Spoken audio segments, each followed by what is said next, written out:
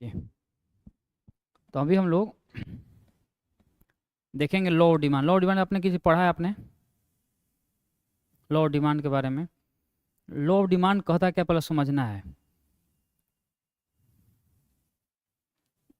यहाँ पे थोड़ा चीज़ों को समझिएगा कि जो लॉ ऑफ डिमांड है ये कहता है कि अगर किसी भी वस्तु की प्राइसेस बढ़ेगी, देखिए ये जो लॉ ऑफ डिमांड है, लॉ ऑफ डिमांड है, ये कहता है कि अगर किसी भी वस्तु की प्राइस बढ़ेगी, किसी भी वस्तु की प्राइस बढ़ेगी तो उसका जो डिमांड है यानी उसकी जो मांग है वो क्या होगी, कम होगी। और अगर किसी वस्तु की प्राइसेस घटेंगी, प्राइसेस घटेंगी तो उसका जो डिमांड है क्या होगा, डिमांड बढ़ेगी। अब समझेंगे एक बात, ये जो डिमांड बढ़ रहा है और घट रहा है इसके बीच में जो इम्बैलेंस पैदा होगा, असंतुलन जिसको बोलते हैं, तो इसी से उत्पन्न होती है इलास्टिसिटी।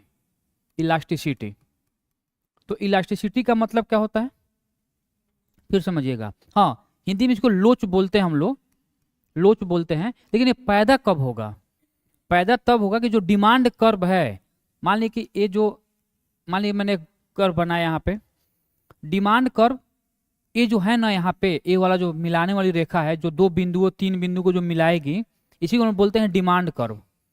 और डिमांड कर्व पीछे ऊपर नीचे घसक रहा है या स्टेबल रह रहा है, उसी से पैदा होता है इलास्टिसिटी। जैसे मान लीजिए, जैसे एक बात समझिए यहाँ पे, जैसे किसी भी वस्तु की अगर प्राइसेज बढ़ गई तो ऑटोमेटिक उसका डिमांड कम होगा। लेकिन अगर हम लोग इन्फ्लेशन पढ़े थे तो मैंने वहां बताया था कि जब भी किसी वस्तु की डिमांड बढ़ेगी तो उसकी प्राइसेज भी बढ़ेगी। यानी लॉ ऑफ डिमांड उल्टा कॉन्सेप्ट देता है, यहां पर बोलता है कि डिमांड कब बढ़ेगा कब घटेगा। तो डिमांड का बढ़ना घटना ये निर्भर करता है प्राइस पे।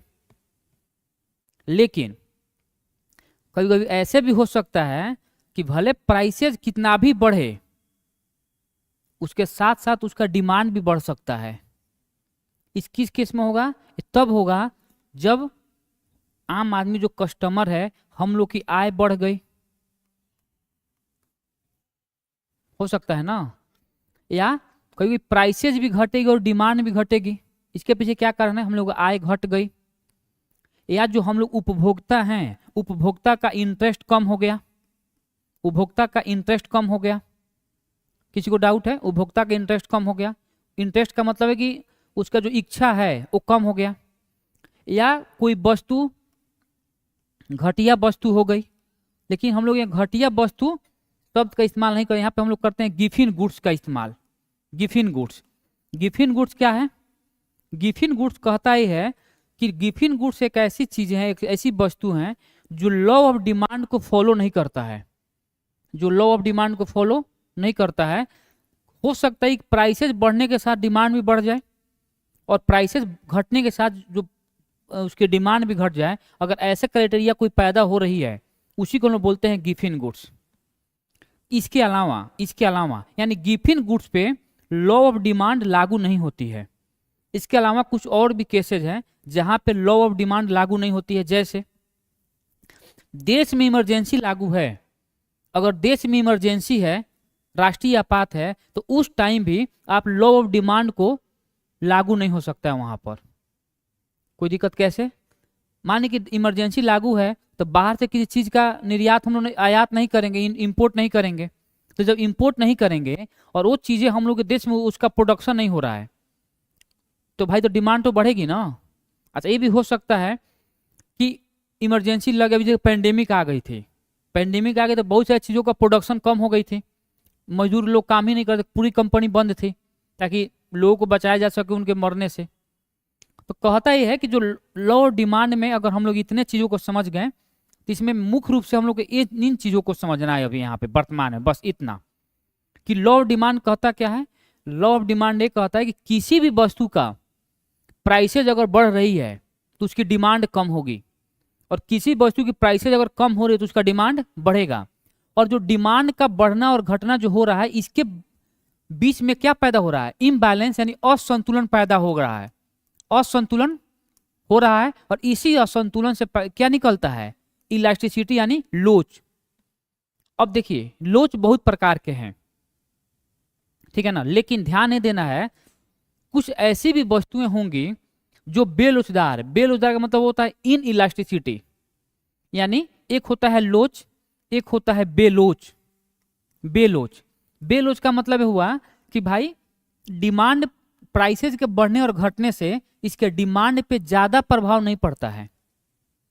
जो एकदम चीजें, इसेंशियल चीजें हैं अपने लाइफ में, हम लोग के जो लाइफ में जो एकदम इसेंशियल चीजें हैं वो बेलोचदार होती है, बेलोचदार होती है, यानी इन इलास्टिसिटी होती है। जैसे जो नमक है, तो जो नमक है, अगर नमक आज मान लो कि 100 रुपए केजी मिल रहा है और कल नमक को 1000 रुपए किलो मिलने लगे, तो क्या हम नमक खाना कम कर देंगे? क्या ऐसा होगा? ऐसा नहीं होगा, क्योंकि जितनी डिमांड नमक का हम लोग पहले खाते थे अपने टेस्ट के अनुसार, आज भी उतना ही खाएंगे और कल भी उतना ही खाएंगे। तो होता है बेलोचदार। जो दावा है, अगर वो दावा है तो भाई एकदम एसेंशियल चीज अपने लाइफ के लिए, तो हम लोग उसके प्राइसेस बढ़ने और घटने से हम लोग ज्यादा प्रभाव नहीं पड़ेगा, उसको भी हम लोग उतना ही यूज करेंगे जितना हम लोग को रिक्वायरमेंट है। क्या इस बात को समझ पा रहे हैं?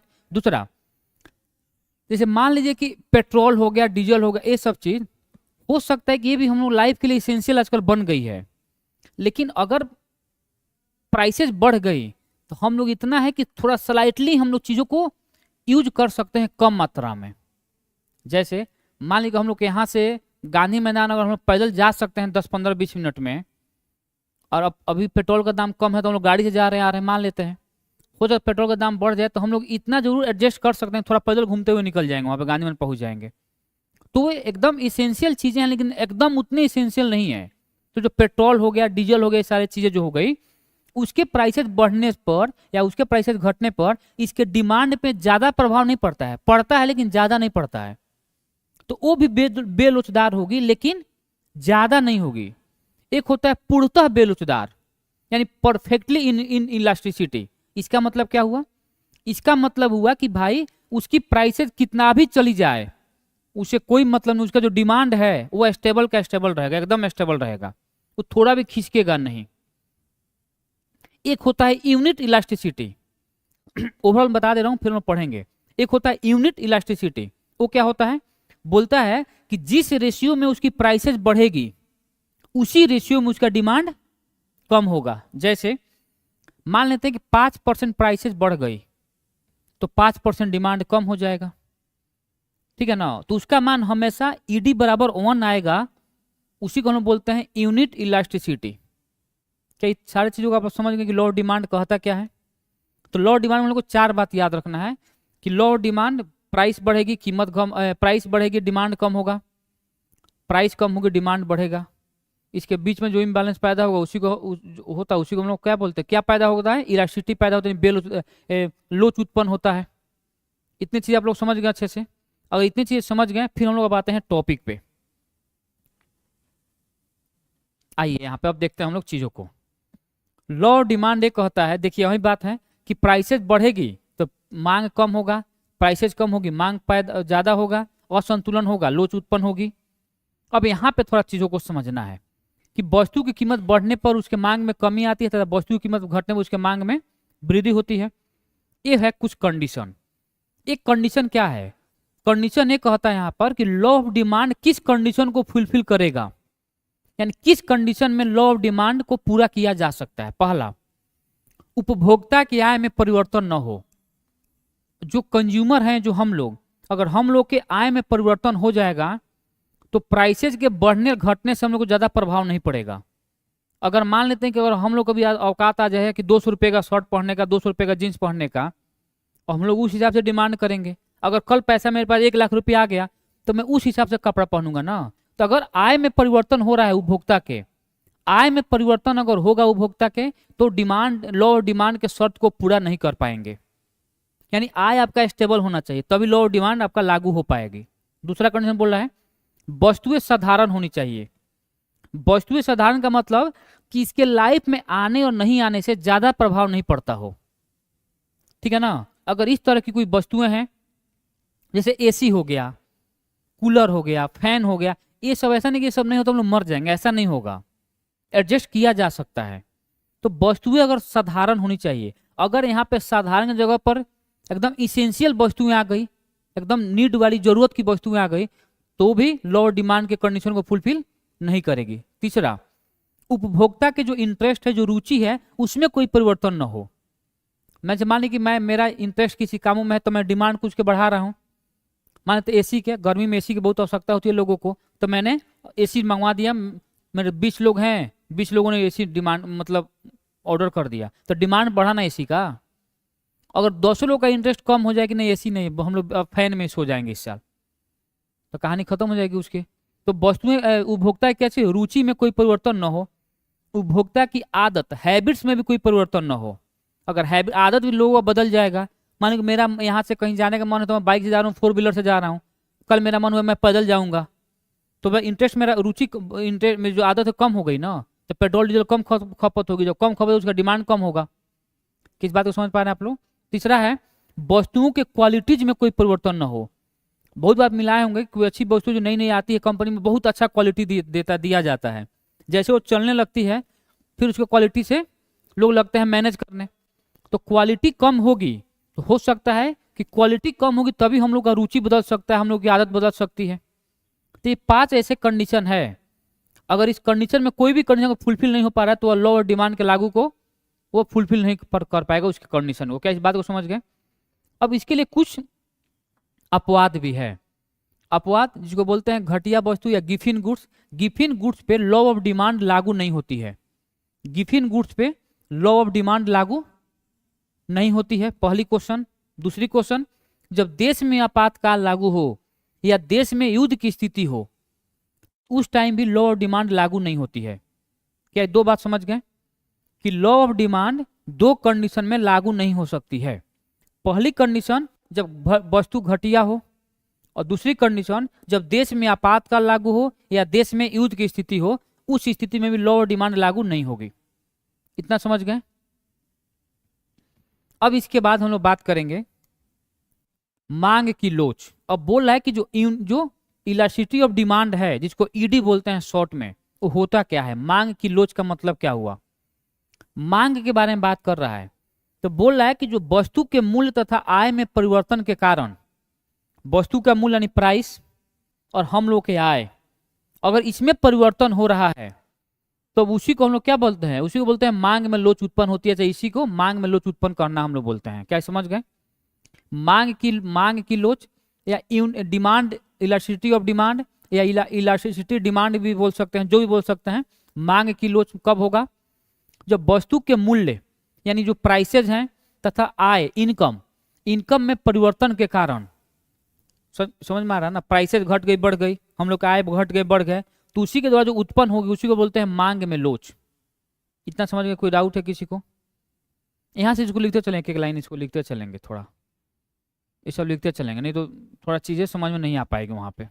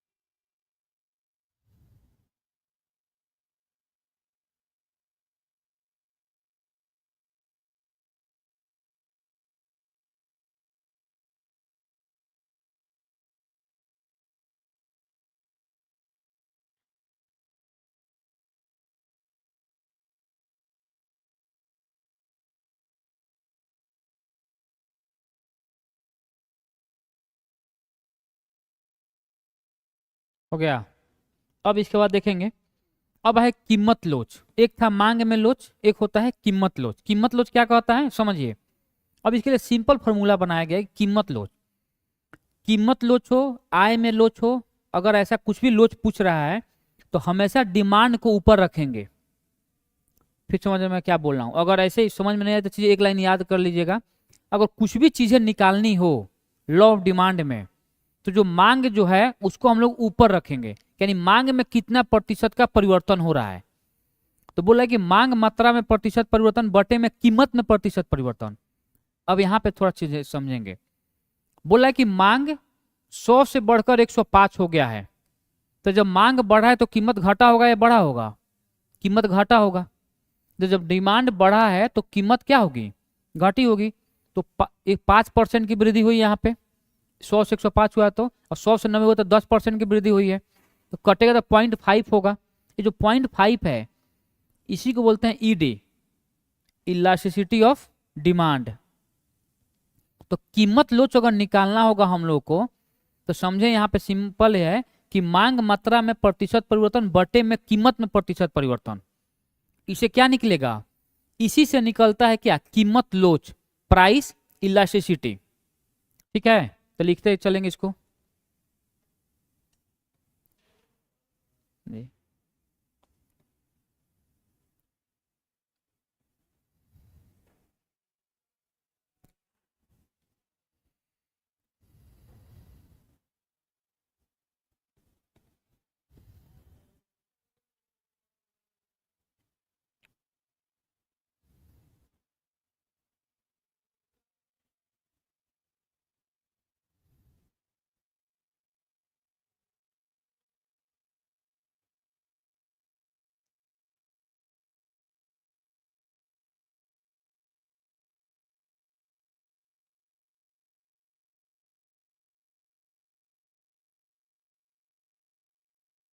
हो गया। तो यहाँ पे देखिए, तो कीमत लोच निकालना समझ गए कैसे निकले कीमत लोच। कीमत लोच निकालना हो तो देखेंगे कि मांग में कितना का परिवर्तन हो रहा है और उसके कीमत में, क्यों कीमत जिसको निकालना होगा उसको नीचे रखेंगे, ध्यान रखना है। जिसको निकालना होगा हम लोग उसको क्या करेंगे? नीचे रखेंगे, और मांग को हमेशा क्या करेंगे? ऊपर रखेंगे। अब देखिए, अब यहाँ पे वो है आय लोच। अब आय निकालना है तो हम लोग आय को ऊपर रखेंगे नीचे रखेंगे? नीचे रखेंगे। तो बोला कि मांग में प्रतिशत परिवर्तन बटे में आय में प्रतिशत परिवर्तन। अब समझेंगे यहाँ पे, अगर ये चीजें नहीं समझ में तो यहाँ पे समझेंगे कि मांग 10 से 12 बढ़ा है। मांग 10 से कितना हो गया है? 12 हो गया है। तो क्या आय में वृद्धि हुआ होगा कि कमी हुआ होगा? आय में वृद्धि हुआ होगा। जब आय आपका बढ़ेगा तभी तो आप डिमांड बढ़ा पाएंगे ना। तो मांग बढ़ा हुआ है तो इसका मतलब क्या हो कि प्राइसेज भी बढ़ी है। तो कितना परसेंट की वृद्धि हुई? 10 से 12 हुआ है तो 20% की, और 100 से 110 हुआ है तो 10% की। कटेंगे तो कितना? 2 हो गया, यानी ईडी बराबर 2 आंसर आ रहा है। अभी क्या है हम लोग बाद में बात करेंगे। ईडी का मतलब होता है, फिर समझिएगा, elasticity of, elasticity of demand, यानी मांग में लोच। यानी मांग में लोच कब? डिमांड। मांग में लोच उत्पन्न कैसे होगा? तो मांग में लोच इसी तरह उत्पन्न होगा। कोई दिक्कत? अगर ये हो गया तो हम लोग अभी तब क्या क्या समझे यहाँ पे? कीमत लोच निकालना समझे, फिर उसको हम लोग आय लोच निकालना समझे। ये हो गया ये सबका। लिखिए इसको।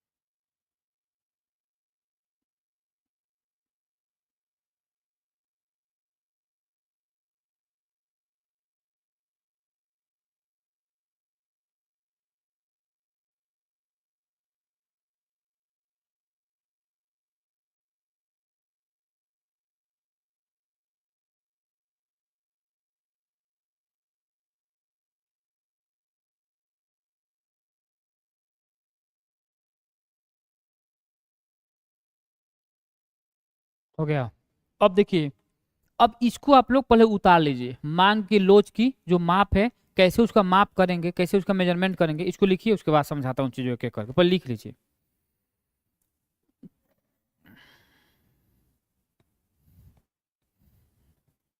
इसको लिखिए।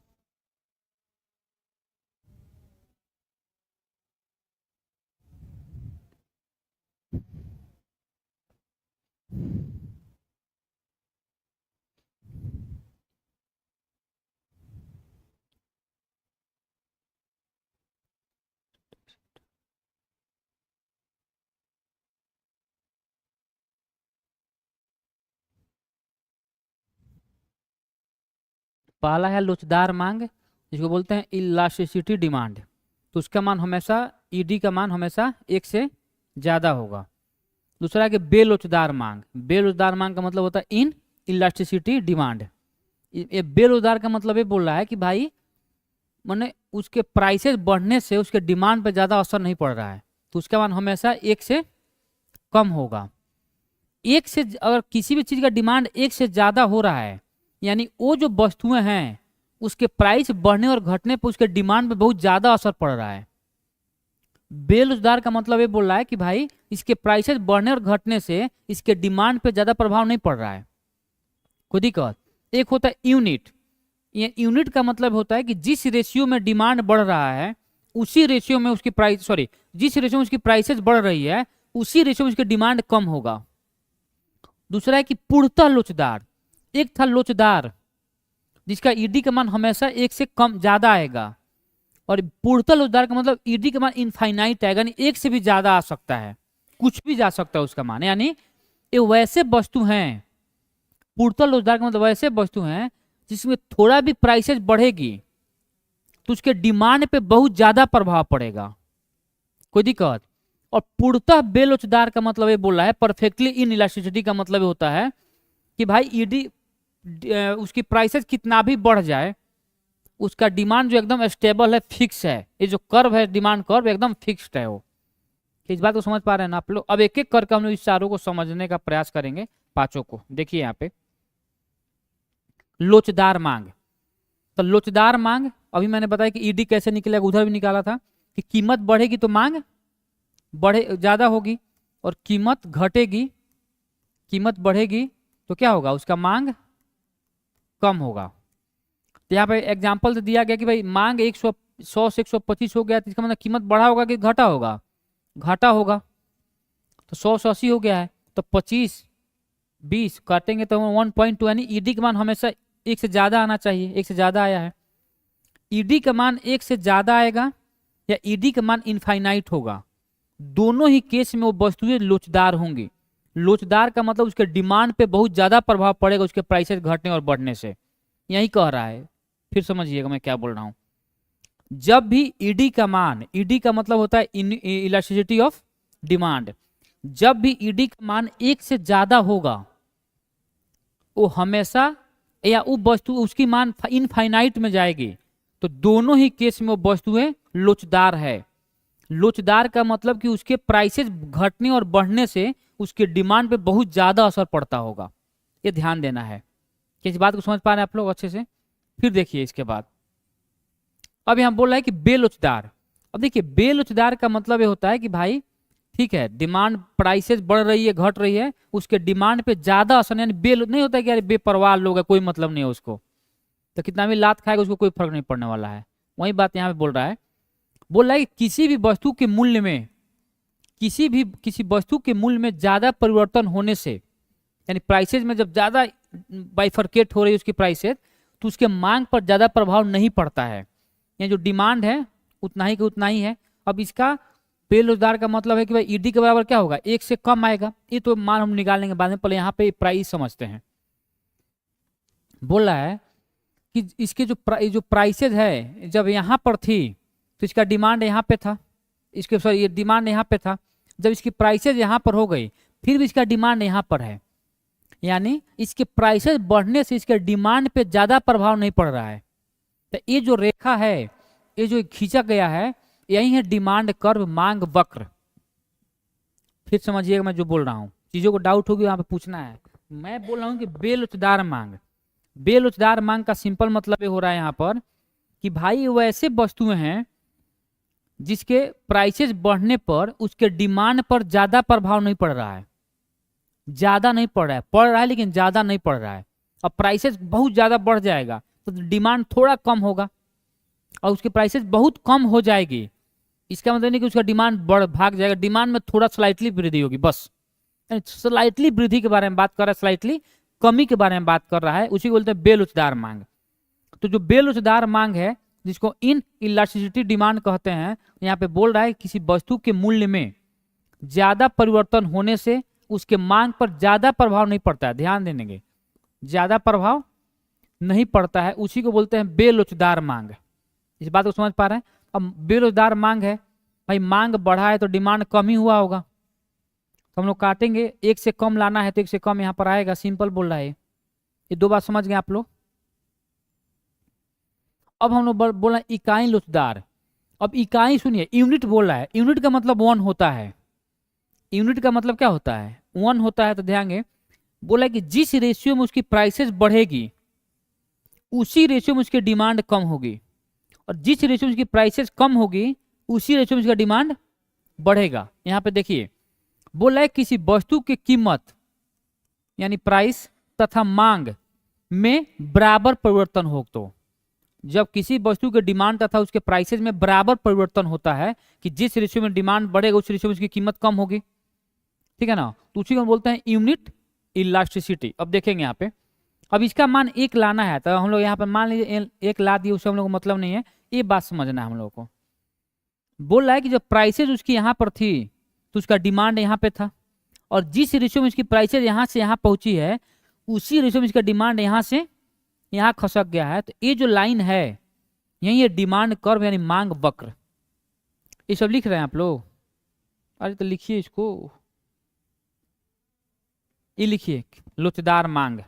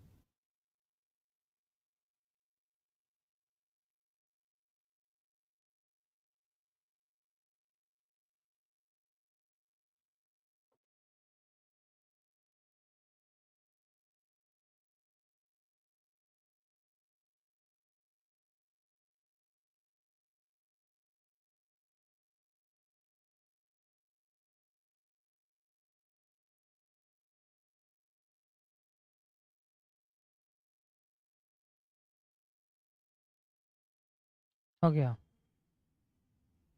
ये लिखिए बेरोजगार मांग। ये जरूर डिमांड कर्व जरूर बनाना है, डिमांड कर्व जरूर बना, ये वाला देख लीजिए इधर, ये वाला बनाना है।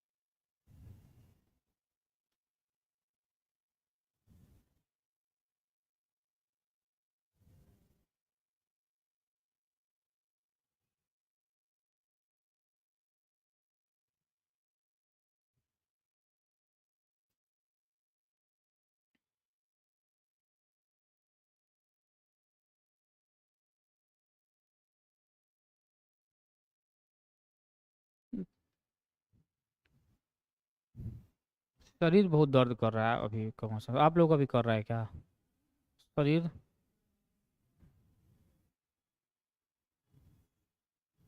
मतलब तबीयत खराब है, बुखार लगेगा।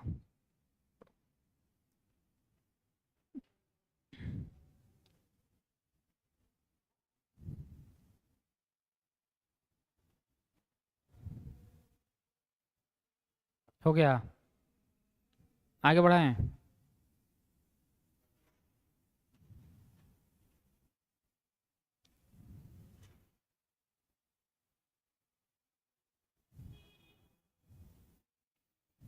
इकाई लोचदार लिखेंगे।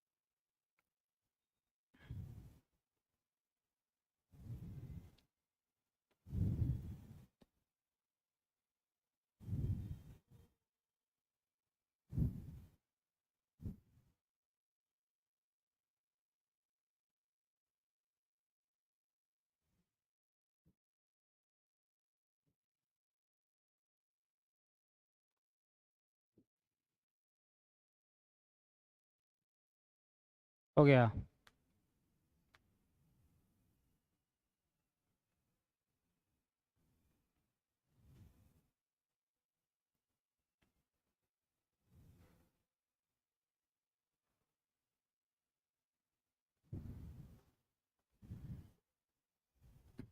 यूनिट नहीं समझ में आ गया। देखिए लोचदार होगा, फिर समझिएगा, लोचदार होगा, उसका मान एक से ज्यादा होगा या इनफाइनाइट में जा सकता है।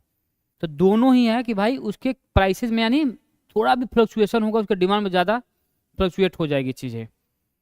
और हम बात करेंगे पूर्णतः लोचदार। अब देखिए पूर्णतः लोचदार, लोच आ गया इसका मतलब कि इसका मान कितना इनफाइनाइट जाएगा, यानी उसका मांग बढ़ते जा रहा है, उसके कीमत पर कोई ज्यादा परिवर्तन नहीं हो रहा है।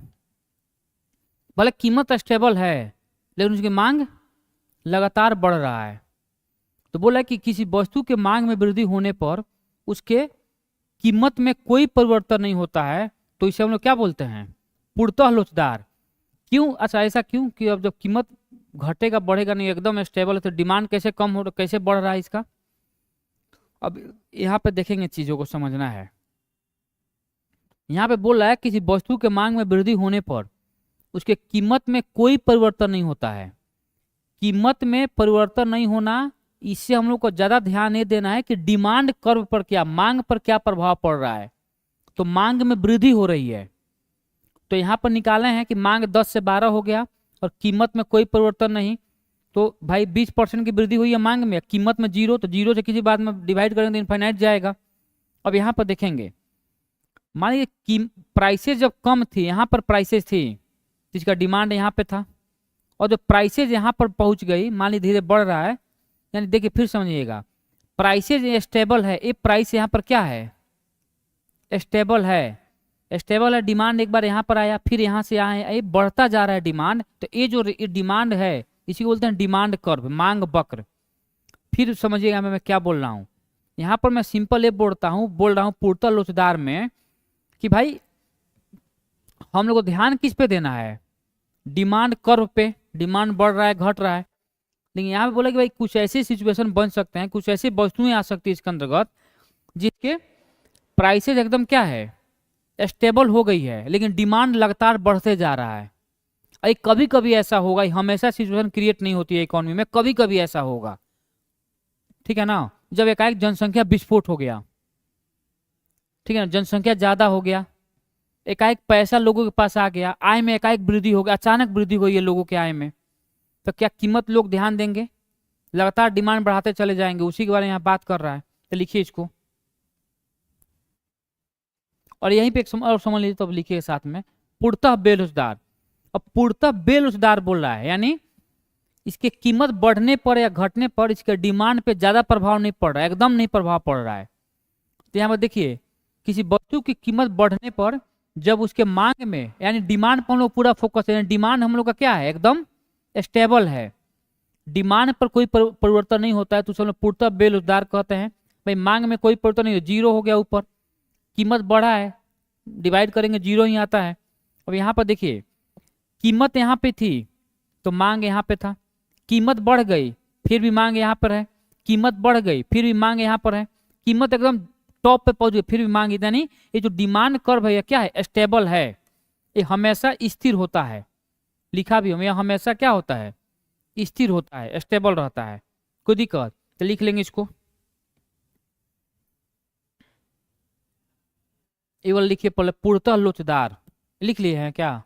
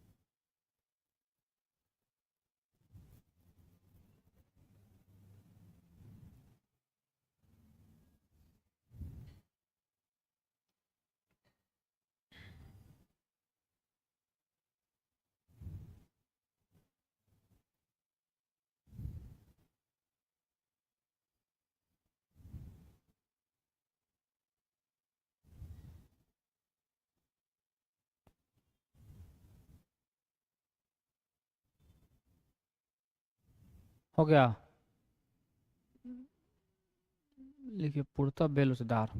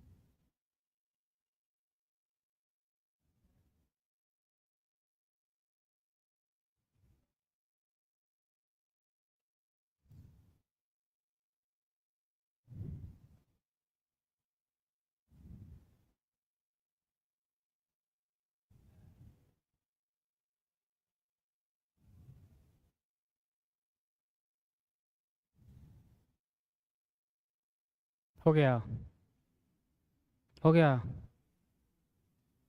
अब देखिए यहाँ पे कुछ नोट में चीजों को मैंने बताया है कि जो आवश्यक वस्तु हो गई, जिसको इसेंशियल गुड्स बोलते हैं, जो आवश्यक वस्तुएं हैं वो हमेशा बेलोचदार होगी। आवश्यक वस्तु जो एकदम मैंडेटरी है लाइफ के लिए। दूसरा बोले आरामदायक वस्तुएं, आरामदायक वस्तु का मतलब जो लग्जरियस गुड्स जो है, आरामदायक वस्तुएं हैं, उस वह लोचदार होती है। और जो विलासिता की वस्तु है, जो लग्जरियस गुड्स है, जो सुख सुविधा वाली वस्तुएं हैं, वो भी अधिक लोचदार होगी। यानी लोचदार वस्तु कौन होगी और बेलोचदार वस्तु कौन होगी? जो आरामदायक वस्तुएं होंगी, सॉरी, जो आवश्यक वस्तुएं होंगी, जो एकदम लाइफ के लिए एकदम जरूरी है, वो वस्तुएं क्या होंगी, हमेशा बेलोचदार, यानी समझ, फिर समझिएगा, ये बहुत कंफ्यूजन कर देता है चीजों को लेकर। लोचदार है और बेलोचदार। लोचदार उत्पन्न तभी होगा जब उसका डिमांड ऊपर बढ़ेंगे और घटेंगे, उसमें फ्लक्चुएशन होगी, तब वह लोचदार होती है। और बेरोजगार तब होगी कि भाई उसके प्राइसेस कितना भी घटे बढ़े, उससे कोई जो उसका डिमांड है या तो स्टेबल रहेगा या तो इसका डिमांड में थोड़ा बहुत स्लाइटली चेंज होगा, तो उसको बोलते हैं बेलोचदार, सॉरी उसको बोलते हैं लोचदार। क्या इस बात को समझ पा रहे हैं ना? तो देखिए आवश्यक जो वस्तुएं होंगी वो क्या होंगी, बेलोचदार होगी। जो आरामदायक वस्तुएं होंगी वो लोचदार होगी। और जो विलासिता की वस्तु होगी, जो लग्जरियस गुड्स बोलते हैं, हमेशा क्या होगी, अधिक लोचदार होगी। तो इसको लिखेंगे।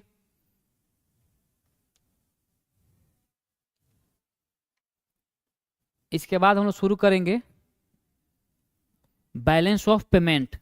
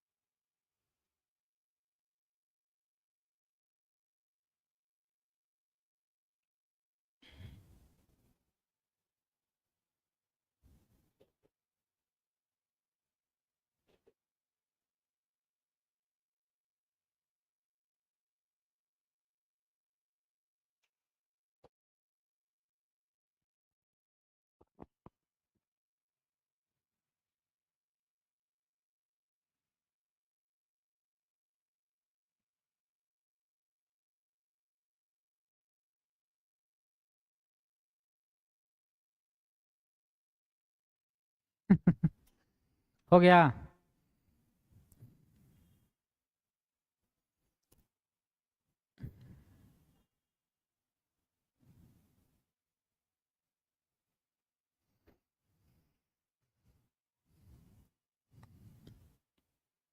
हो गया।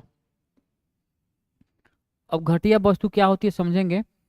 बोला कि वैसे वस्तु जिसकी कीमत बढ़ने पर भी उसका मांग में वृद्धि हो जाए, या वैसे वस्तु की कीमत घटने पर भी उसके मांग में कमी हो जाए, उसको घटिया वस्तु, गिफिन गुड्स इसको बोलते हैं।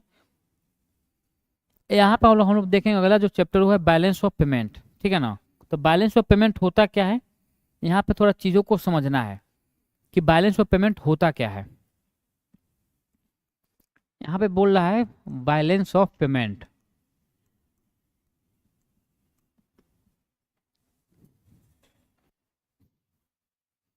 बैलेंस ऑफ पेमेंट जिसको शॉर्ट में बीओपी बोलता है सब, बीओपी, बैलेंस ऑफ पेमेंट यानी बीओपी होता क्या समझेंगे। बैलेंस ऑफ पेमेंट सिंपल ये कहता है किसी भी एक देश का निवासी, फिर मैं बोल रहा हूँ ध्यान दें, मैं निवासी बोला हूं ना कि नागरिक बोला हूं, दोनों में अंतर है। मैं बोल रहा हूं किसी भी एक देश का निवासी बाकी अन्य देशों के साथ जब व्यापार करेगा तो उसी को हम लोग बैलेंस ऑफ पेमेंट कहते हैं। कोई दिक्कत? जैसे एग्जांपल समझिए, मान लो कि ए जो है वो चाइना का आदमी है और वो व्यापार कर रहा है बी से, वो भी चाइना का है। पहला कंडीशन। दूसरा कंडीशन समझिएगा, मान लो कि सी नाम का कोई व्यक्ति जो भारत का निवासी है और वो व्यापार कर रहा है डी नाम के किसी व्यक्ति से जो अमेरिका का निवासी है, ठीक है ना। और तीन बोल रहा हूं मैं कि मान लेते हैं कि एक जो एस जो है व्यक्ति वो भी भारत का निवासी है और वो भी व्यापार कर रहा है जेड से, वो भी भारत का निवासी है। तो तीनों कंडीशन में कौन बैलेंस ऑफ पेमेंट के अंतर्गत आएगा? इसमें कौन सा बैलेंस ऑफ पेमेंट के अंतर्गत आएगा तीनों कंडीशन में? मैंने बोला है बैलेंस ऑफ पेमेंट में किसी भी एक देश का निवासी, रेस्ट सभी जो वर्ल्ड बच रहे हैं, जो वहां के किसी निवासी के साथ व्यापार करेगा, लेन देन करेगा, उसी को हम लोग बोलते हैं बैलेंस ऑफ पेमेंट। तो यहाँ पर चाइना और एक चाइना है, तो क्या ऐसा होगा? तो ये इसके अंतर्गत नहीं आएगा। किसी एक देश का निवासी बाकी अन्य देशों के साथ, यूएसए के साथ कर रहा है, तो क्या ये आएगा ना? तो ये आएगा। क्या ये आएगा? भारत में हो रही है तो नहीं आएगा। इस बात को समझ गए? यानी जो इकोनॉमिक जब लेन देन करेंगे हम लोग किसी भी एक देश का बाकी अन्य देशों के साथ, तो उसी को हम बोलते हैं बैलेंस ऑफ पेमेंट, बीओपी। दूसरा बात, जब ये बैलेंस ऑफ पेमेंट होगा तो यहाँ पर दिया जाता है कि it will be always zero, यानी यह हमेशा क्या होगा? जीरो होगा। जीरो का मतलब, जैसे यहाँ पे यहीं पे समझिएगा, मान लेते हैं कि भारत का आदमी यहाँ पर किसी चीज को इंपोर्ट किया तो ये पैसा देगा। तो मान लेते हैं कि यहाँ पे 500 रुपये का चीज गया, तो 500 रुपये हम लोग 500 यूएस डॉलर कर दे रहा हूं मैं, यूएस डॉलर। तो भारत जो इंपोर्ट करेगा तो पैसा देगा ना पैसा। कहा किसको देगा? यूएसए को देगा, डी को। तो डी में 500 रुपये ऐड होगा कि माइनस होगा?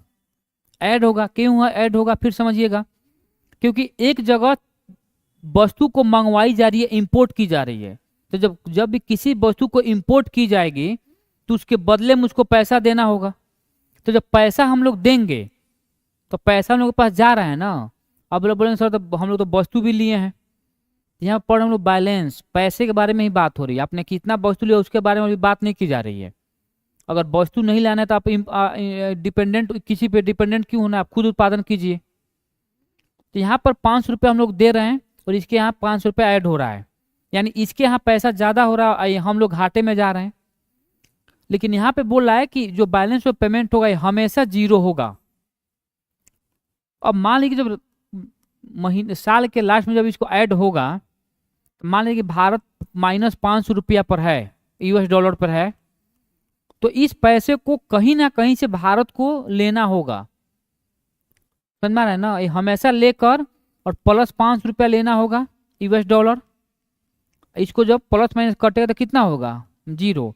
यानी जब भी साल में लास्ट में जब हम लोग कैलकुलेट करेंगे बैलेंस ऑफ पेमेंट को, तो वो हमेशा लास्ट में ये दिखाना होगा कि भाई हम लोग का जो बैलेंस ऑफ पेमेंट है, हम लोग पैसा लेकर किसी तरह उसको पूरा कर दिए हैं। इसलिए बोलो कि यह हमेशा क्या होगा? जीरो होगा। तीसरा बात यहां पर समझिएगा, इंटरनेशनल लेवल पे यानी अंतरराष्ट्रीय स्तर पे जो बैलेंस ऑफ पेमेंट होता है उसको जो मेंटेन करती है वो करती है आईएमएफ, इंटरनेशनल मॉनेटरी फंड। कोई दिक्कत? तो अगर पूछेगा कि इंटरनेशनल लेवल पर बैलेंस ऑफ पेमेंट को कौन मेंटेन करता है, तो इंटरनेशनल लेवल पे monetary policy balance of payment को IMF, International Monetary Fund maintain करती है। अगर बोलेगा कि तो नेशनल लेवल पे, तो किसी भी देश में जो नेशनल लेवल पर अगर हम लोग बैलेंस ऑफ पेमेंट को कैलकुलेट करने के, मेंटेन करने के बारे में बात करेंगे, तो उस देश का सेंट्रल बैंक, तो अगर भारत के बारे में बात करेंगे तो कौन करेगी? आरबीआई करेगी। क्या इतना बात हम लोग समझ गए क्या होता है बैलेंस ऑफ पेमेंट, क्या होती है सारे चीजों को? तो समझेंगे यहाँ पे कि बैलेंस ऑफ पेमेंट कहता है कि किसी भी एक देश का निवासी जब बाकी रेस्ट ऑफ द वर्ल्ड के साथ जो व्यापार करेगी उसको हम लोग बैलेंस ऑफ पेमेंट कहेंगे। दूसरा बात मैंने बोला है कि जो बैलेंस ऑफ पेमेंट होता है हमेशा जीरो होगा। तीसरा मैंने बोला है कि इंटरनेशनल लेवल पे बैलेंस ऑफ पेमेंट को कौन मेंटेन करता है, तो जो आईएमएफ करेगी मेंटेन, और वहीं पर अगर नेशनल लेवल पे बात करेंगे तो कौन करेगी? सेंट्रल बैंक करेगी। अब हम लोग यहाँ पे बात करते हैं बैलेंस ऑफ पेमेंट। वही बात मैंने यहाँ पर बोला है, भाई राम निवासी है भारत का, श्याम भी निवासी है भारत का, क्या आएगा? नहीं आएगा।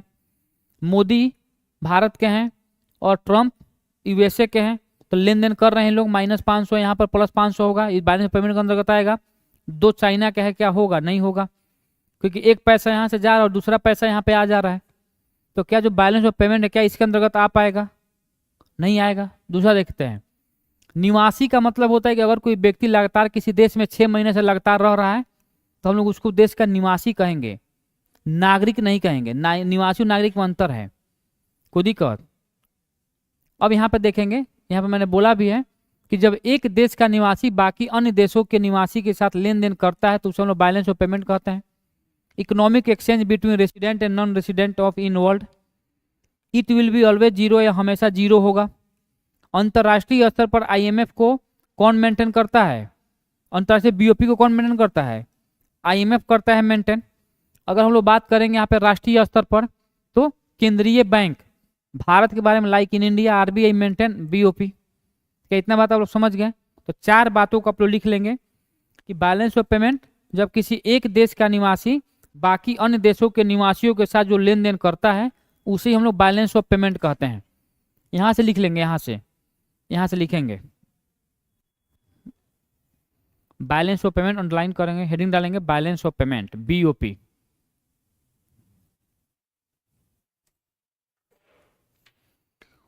कान बहुत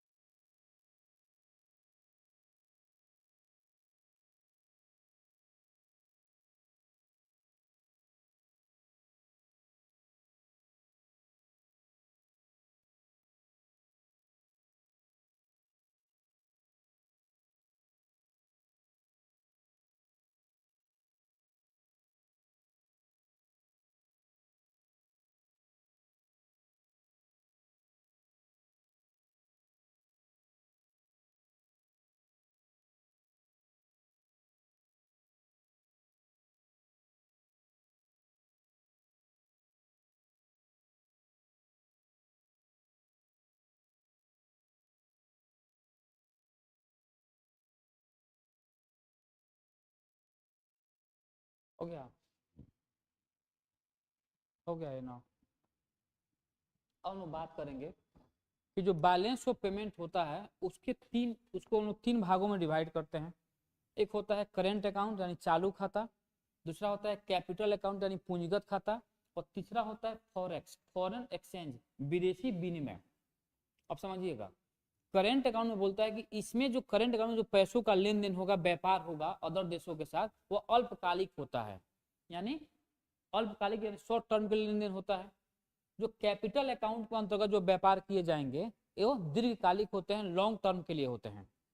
और फॉरेक्स के अंतर्गत आता है विदेशी भंडार, फॉरेन रिजर्व, फॉरेन रिजर्व। तो फिर समझेंगे कि बैलेंस ऑफ पेमेंट को 3 भागों में हम लोग डिवाइड करते हैं। एक को बोलते हैं करेंट अकाउंट, इसमें जो लेन देन होता है वो शॉर्ट टर्म के लिए होता है। दूसरा होता है कैपिटल अकाउंट, इसमें जो लेन देन होता है वो दीर्घकाल के लिए होता है। और तीसरा होता है फॉरेक्स, फॉरेन एक्सचेंज, जिसका एग्जाम्पल विदेशी भंडार है। अब यहाँ पे देखिए, यहाँ पे थोड़ा चीजों को समझना होगा अच्छे से। चालू खाता, जब भी हम लोग व्यापार करेंगे, बात करेंगे, समझिएगा, जब भी मैं बोलूं व्यापार, तो व्यापार किसका होगा? वस्तु का ही होगा, गुड्स का ही होगा, यानी सेवाओं का व्यापार नहीं होता है। जब भी मैं व्यापार के बारे में बात करूंगा तो ध्यान रखना है कि हमेशा ये गुड्स के बारे में, गुड्स का मतलब जिसको हम लोग टच कर सकते हैं, जिसको हम लोग छू सकते हैं, जो विजिबल है, जो हम लोग उसको हम लोग अपने आंखों से देख सकते हैं। सेवा को हम लोग अपने आंखों से नहीं देख सकते हैं, ठीक है ना, लेकिन हम लोग गुड्स को अपने आंखों से देख सकते हैं, जिसको हम लोग टच कर सकते हैं। तो करेंट अकाउंट को दो भागों में डिवाइड किया गया है, विजिबल एंड इनविजिबल, यानी दृश्य और अदृश्य। दृश्य का मतलब होता है, विजिबल का मतलब गुड्स का व्यापार होगा। यहाँ पे थोड़ा चीजों को समझेंगे। मान लीजिए किसी वस्तु को हम लोग इंपोर्ट कर रहे हैं, जब व्यापार होता है इंपोर्ट एक्सपोर्ट ही तो होता है ना। तो जब भी किसी वस्तु को हम लोग इंपोर्ट कर रहे हैं तो पैसा यहाँ पर माइनस होगा, पैसा हम लोग यहाँ से जा रही है। और जब भी किसी वस्तु को हम लोग एक्सपोर्ट करेंगे तो पैसा आएगी। जब मान लेते हैं कि हम लोगों ने 500 रुपये का इंपोर्ट किया और एक्सपोर्ट किया हम लोगों ने 300 रुपये का, तो माइनस में कितना जाएगा? 200 रुपया हम लोग लॉस में है। तो जो 200 रुपया लॉस में, इसी को बोलते हैं व्यापार घाटा, ट्रेड डेफिसिट। किस बात को समझ गए? फिर समझिएगा। करेंट अकाउंट को दो भागों में हम लोग डिवाइड किए हैं, विजिबल और इनविजिबल, दृश्य और अदृश्य। जब भी मैं व्यापार के बारे में बात करूंगा तो जो व्यापार होती है किसकी होती है? वस्तुओं की व्यापार होगी। तो व्यापार में दो ही चीज होता है, या तो हम लोग इंपोर्ट करेंगे या तो हम लोग एक्सपोर्ट करेंगे। तो जब इंपोर्ट करेंगे, चीजों को मंगाएंगे तो पैसा देंगे। तो जब पैसा देंगे तो देश से पैसा कम होगा, देश से पैसा जाएगा, तो पैसा गया 500 रुपये यहाँ पर। जब किसी चीज को हम लोग एक्सपोर्ट करेंगे तो पैसा आएगा, तो देश में प्लस होगा। अब हम लोग देखेंगे कि हम लोग किसी देश में, किसी भी देश से हम लोग व्यापार इंपोर्ट ज्यादा कर रहे हैं कि एक्सपोर्ट ज्यादा कर रहे हैं। तो ध्यान रखना एक बात कि भारत हमेशा ट्रेड डेफिसिट में रहता है, क्योंकि भारत बहुत सारी ऐसी चीजें हैं जिसको इंपोर्ट करता है, अपने यहाँ उसका प्रोडक्शन नहीं कर पाता है। लेकिन एक ऐसा भी समय था जब भारत ट्रेड सरप्लस में था, 1978-79 में, ठीक है ना। उस टाइम ऐसा था जब भारत ट्रेड सरप्लस में था। लेकिन उसके बाद कभी भी ऐसा नहीं हुआ कि भारत यहाँ पे सरप्लस में आए। इस बात को इतना समझ गए आप लोग यहाँ पे। अब यहाँ पे तीन बातों को समझना है कि वस्तुओं का व्यापार होता है, इंपोर्ट एक्सपोर्ट जो भी है, व्यापार घाटा, ये सब सारा चीज है यहाँ पे समझेंगे। तो बोला कि तो व्यापार संतुलन कैसे निकलेगा? तो व्यापार संतुलन का मतलब जो इंपोर्ट और एक्सपोर्ट हम लोग बराबर करेंगे, यानी 500 रुपये का अगर हम लोग इंपोर्ट कर रहे हैं, अगर 500 रुपये का हम लोग एक्सपोर्ट करेंगे तो बराबर होगा। ट्रेड डेफिसिट क्या होगा? जब इंपोर्ट ऑफ गुड्स ज्यादा होगा एक्सपोर्ट ऑफ गुड्स से, तो भाई क्या होगा? घाटा होगा। और ट्रेड सरप्लस कब होगा? जब एक्सपोर्ट ज्यादा करेंगे इंपोर्ट से, तो हम लोग का ट्रेड सरप्लस हो जाएगा। इसको लिख लेंगे, इतना इतना तो लिखेंगे इसको पहले तो।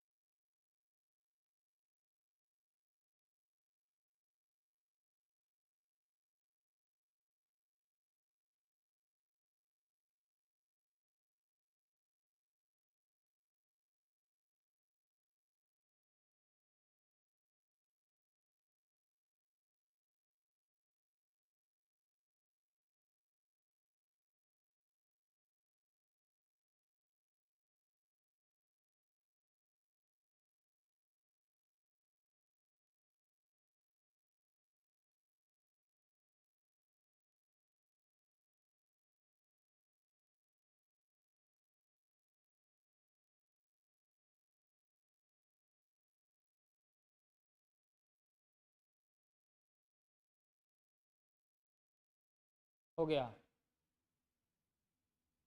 तो समझिएगा, जो ट्रेड बैलेंस ऑफ, अगर ट्रेड के बारे में बात करेगा तो बैलेंस ऑफ ट्रेड का मतलब होता है व्यापार संतुलन कब होगी?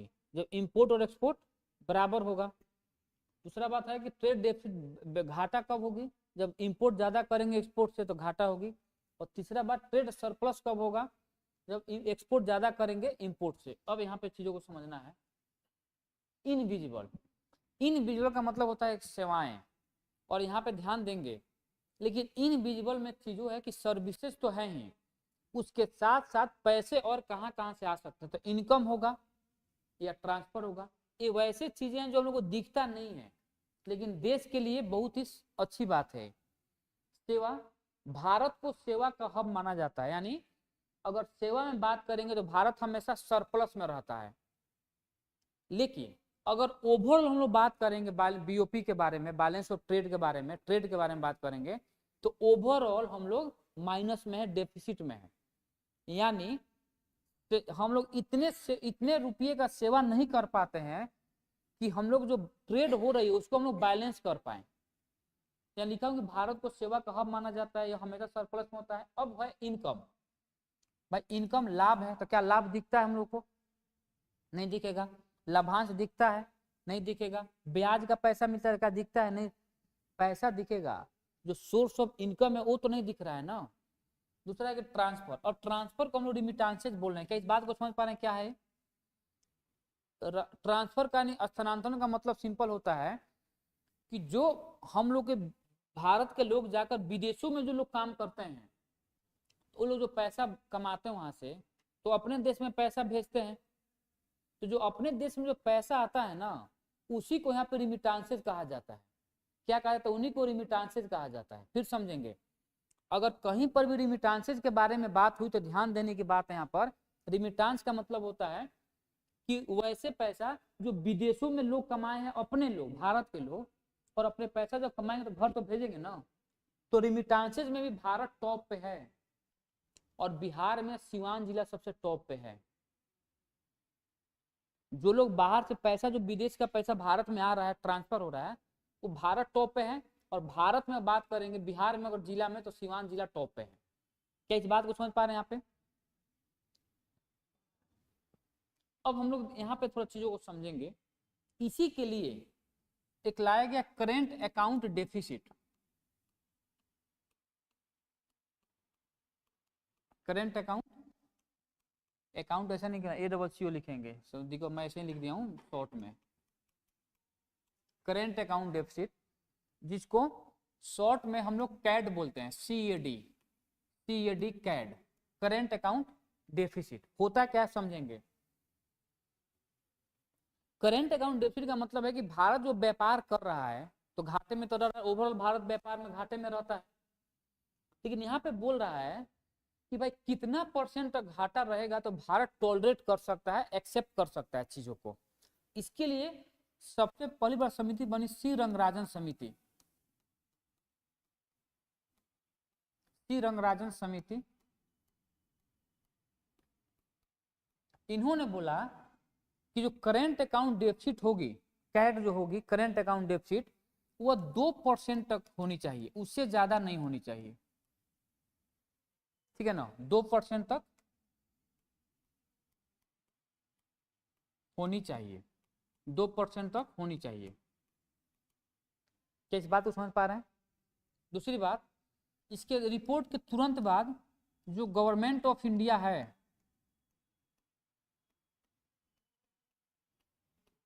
गवर्नमेंट ऑफ इंडिया ये बोली कि अगर करेंट अकाउंट डेफिसिट अगर 3% तक है तो उसको हम लोग मतलब इसको टॉलरेट कर सकते हैं, मतलब यहाँ पर मैनेज, इतना मैनेज हम लोग कर सकते हैं।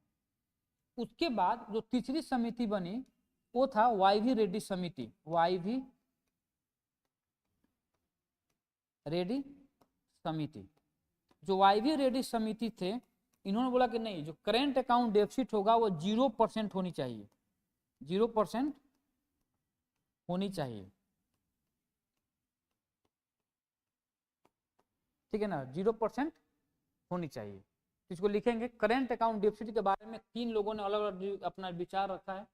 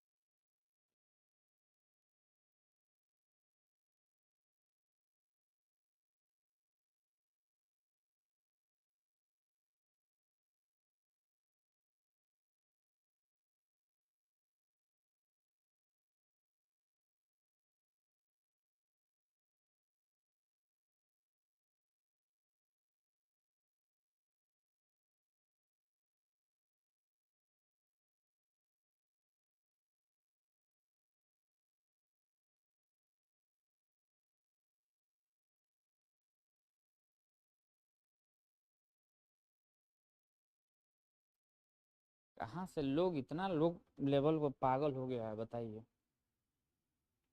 एक लड़का अपने गर्लफ्रेंड को जला दिया है हरियाणा में। Man kills. अच्छा 19 साल की लड़की थी, एक प्रेग्नेंट हो गई थी संयोग से, तो शादी के लिए प्रेशर डाल रही थी, जला दिया हरियाणा में। बताइए, घर में जला दिया है। ये भी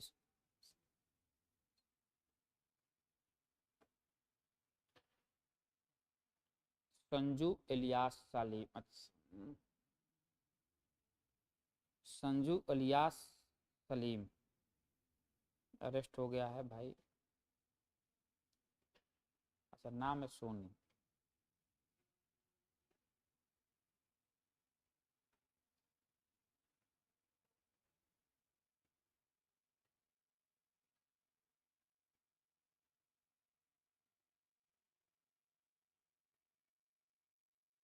हो गया ये। अब देखिए यहाँ पे कैपिटल अकाउंट जो है, अब देखिए मैंने बताया जो करेंट अकाउंट है इसमें शॉर्ट टर्म के लिए लेन देन होता है, व्यापार होता है। जो कैपिटल अकाउंट है वह लॉन्ग टर्म के लिए होगा। तो या तो हम लोग पैसा उधार लेकर उसको मेंटेन करेंगे क्योंकि जीरो लाना है बैलेंस ऑफ पेमेंट को, या तो हम लोग कहीं ना कहीं पैसों को इन्वेस्ट करेंगे तो लंबे टर्म के लिए, या तो बैंक इन कैपिटल होगा। आप समझेंगे, हम देसी इसी दो बात को समझना है। बोरो करने का मतलब बोल रहा है कि इसको बोरो को हम लोग बोल सकते हैं एक्सटर्नल कमर्शियल बोरोइंग।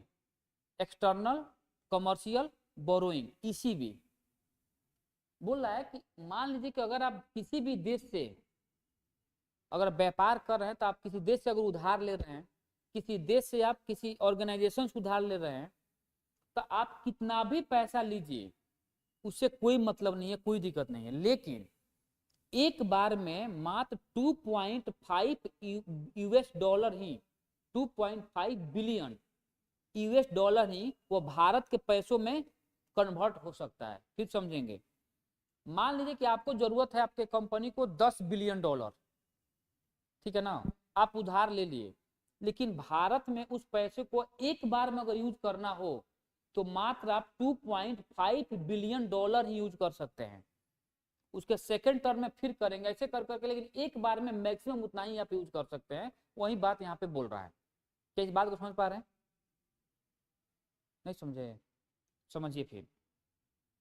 मान लीजिए कि आप आपकी कंपनी आप व्यापार कर रहे हैं, तो आप अमेरिका से पैसा उधार ले लिए, वहाँ के कंपनी से चाहे जो भी सरकार से जैसे भी आपने पैसा उधार लिया, और आपने ले लिया 10 billion dollar.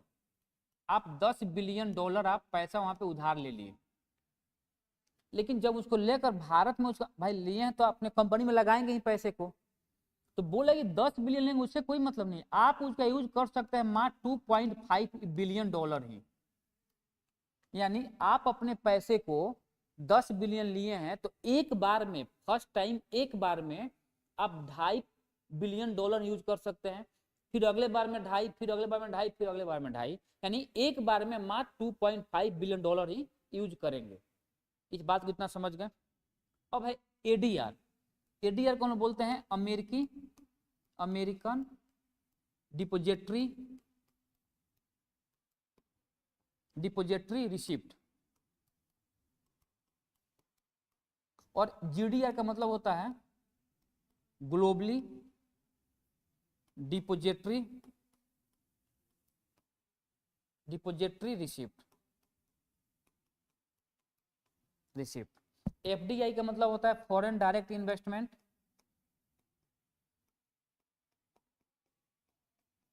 Foreign direct investment. और एफपीआई का मतलब होता है पोर्टफोलियो।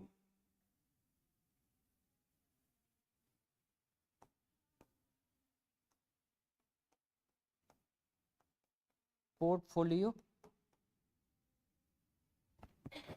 Foreign portfolio investment.